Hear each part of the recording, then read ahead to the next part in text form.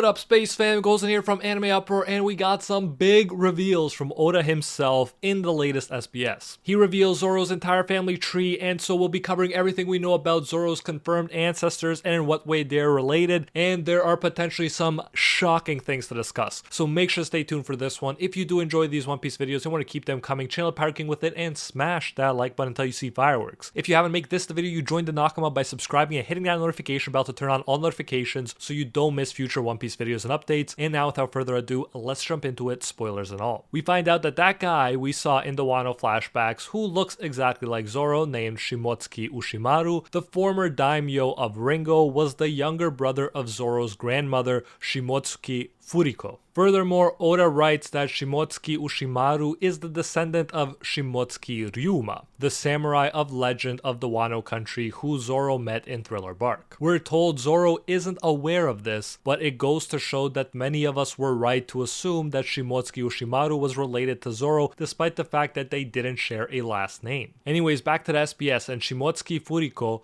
Zoro's grandmother, ended up marrying a man called Roronoa Pinzoro, a swordsman from Shimotsuki village. If I look up the definition of Pinzoro, it means double ones, or in other words, snake eyes, when it comes to the game of dice. Now, snake eyes makes me think of Hawkeyes, which may not be a big coincidence in and of itself, but when we look at the son the two of them had, Zoro's dad, Roronoa Arashi, I gotta say, his silhouette also reminds me of Mihawk, especially if you look at some younger images of Mihawk, where he pulls the hair back from the front, but it can get pretty wild in the back. Not to mention that the back of Arashi's hair is so crazy that it sort of gives a vampire cape look. And as we know, Dracula Mihawk is a reference to the most famous vampire, Dracula. I'm not saying that Arashi is Mihawk or anything, but as with Zoro being related to Shimotsuki, through his grandma, I wouldn't be surprised if there is some ancestral connection between Mihawk and Roronoa Pinzoro, and thus between Zoro and Mihawk too. I never thought about this before, but with the SBS and the silhouettes, I feel like it could be possible. In the SBS, Oda says that Zoro isn't aware of this very strange fate tale. And what's more fated to be than the genes of the Shimotsuki and the Dracules combining to create the future greatest swordsman in the world? So it's just a theory, an anime theory, but something to consider with these latest reveals. We know Oda has nothing against hyping up the lineage of his characters, and so it wouldn't be anything new. Anyways, Arashi, which means storm in Japanese, died in a battle against pirates. His wife was Terra, the daughter of thieving bandits. Terra means earth in several languages,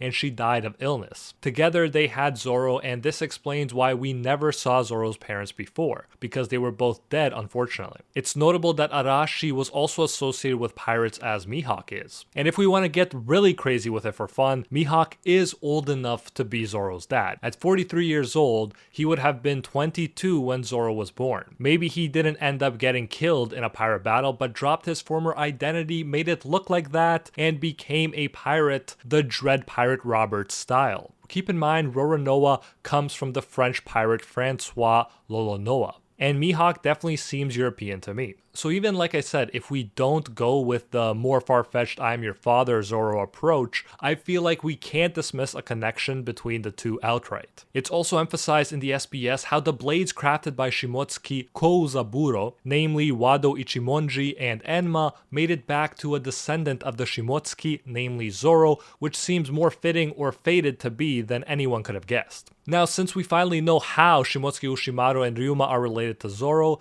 let's take a closer look at them, since they can now shed more light on our favorite swordsman, and of course his potential. So Shimotsuki Ryuma was a legendary and world-famous samurai. He was given the almost too cool title of Sword God and even slayed a dragon. Like Zoro became eventually, Ryuma was a one-eyed swordsman, another seemingly fate-related detail, and he used one sword, notably. Oda has actually said that this Ryuma is the same one as his character from his one-shot Monsters manga. In the manga, it's revealed that Ryuma looked very similar to Zoro, just with darker hair. In that manga, the people he saves refer to Ryuma as the king. And I really like this part because a myth about the great swordsman king who is supposed to be the strongest in the world has spread. Ryuma hears it and says he would like to fight him one day, this king, not knowing that he is the king himself. He's already the strongest in the world. So clearly being associated to this man hypes up Zoro's potential. When Zoro fought Ryuma's zombie, Brook mentioned that the samurai zombie is moving right now with his shadow, but when he was alive, he must have been a powerful fighter. He says, and I quote, "It just may be that those two," meaning Zoro and Ryuma, "are the same kinds of swordsmen, with the same kind of power."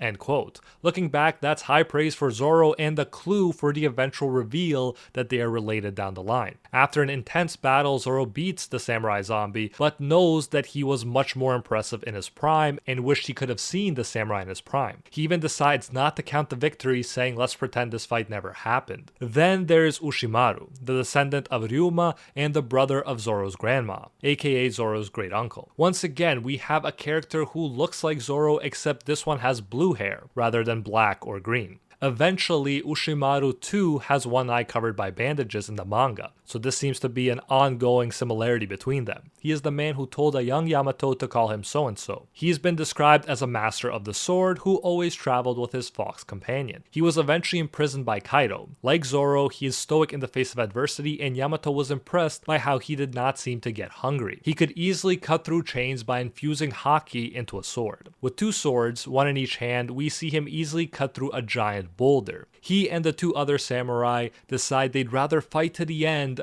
rather than waste away in prison. We don't actually see what happens to them, but the implication is that they lost to Kaido and his forces and lost their lives. Finally, there's the third Zoro, who wields not one, like Ryuma, not two, like Ushimaru, but three swords, which seems fitting since he's the third. And related to Mihawk or not, Pinzoro, Zoro's grandfather, was also a swordsman. So Zoro has swordsmen on both sides of the family coming together to birth the eventual strongest swordsman in the world. They also say the third time is the charm, so Zoro definitely has a lot going for him in terms of narrative and fate, as Oda pointed out. Zoro's family tree also shows how Shimotsuki Kozaburo had Koshiro, Zoro's sensei, with a girl from the village. Then Koshiro, with a mysteriously undescribed and unnamed woman, had Kuina, Zoro's childhood friend and rival, who died in an accident that we got to know very well. It's not shown where these two branches of the Shimotsuki connect, but it's implied that they are all related. Thinking back on the beginning of the series, it's crazy that we knew none of this when we were first exposed to Zoro's backstory, or that when Zoro talked to Kozaburo, that he was related to him and Zoro was arguably like a grandson to him. That's one of my favorite things as we learn more about the backstories, how they all seem to shed new light on everything we know so far and paint it in a new light. But now, as we wait for more greatness from Oda, channel the greatest swordsman within and smash that like button if you enjoyed this video until you see the fireworks of Wano. And join the Nakama if you haven't already by subscribing and hitting that notification bell to turn on all notifications so you don't miss future One Piece videos and updates. Let me know your thoughts on all of this. Do you like that Zoro has such legendary relatives, and do you think it's possible that he shares one with even Mihawk, making one side of his swordsman family just as impressive as the other? And if you want to learn more about Mihawk, Zoro's potential other side of the family, you don't want to miss our All Warlords and Their Powers Explained video, link on screen right now and in the description, where we go into what you need to know about Mihawk, the current greatest swordsman in the world.